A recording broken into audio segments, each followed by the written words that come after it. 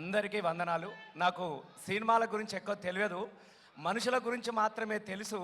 ఒక మంచి మనసుల కలయికలో వస్తున్నటువంటి ఒక మంచి వినోదాత్మక చిత్రంగా నేను ఇది భావించుకుంటా ఉన్నా.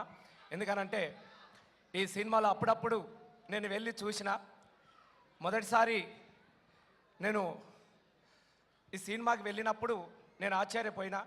ఎందుకంటే నాకు దశరథ్ గారిని చూస్తూ ఉంటే చందమామలా కనబడుతుంది వాళ్ళ ముఖం ఎప్పుడు కూడా.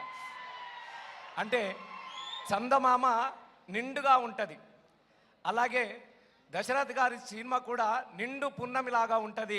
ఆ నిండు పున్నమి వెన్నెల్లో అందరు చల్లదానాన్ని కోరుకుంటూ ఉంటారు. మా శివన్న కూడా వాస్తవంగా శివన్న పెద్ద చాలా బిజీ. నేను ఎమ్మెల్యే అయితే నేను బిజీ ఉండాలి, కానీ నాకన్నా ఎక్కువ మా శివన్న బిజీ ఉంటాడు.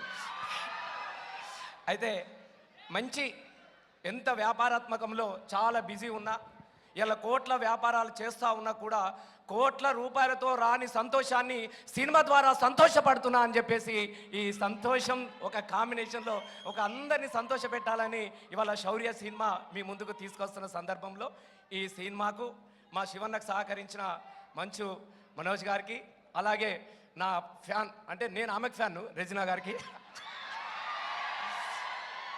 కానీ హైట్ ప్రాబ్లం అయింది, లేకుంటే హీరోకి ఏదైనా ఒకటి కొట్టేటోని సినిమా. అంటే హైట్ అవసరం లేదు, ఎందుకంటే మా బ్రహ్మానందం అని ఉన్నాడు మహా నటుడు. వారి అలా ప్రపంచంలోనూ గిన్నీస్ వరల్డ్ రికార్డు, కాబట్టి ఆయన చూసి ధైర్యం తీసుకొచ్చుకుంటా ఎప్పటికన్నా, ఇబ్బంది ఏం లేదు. కాబట్టి నాకు ఈ అవకాశం ఇచ్చినందుకు అందరికీ థ్యాంక్స్.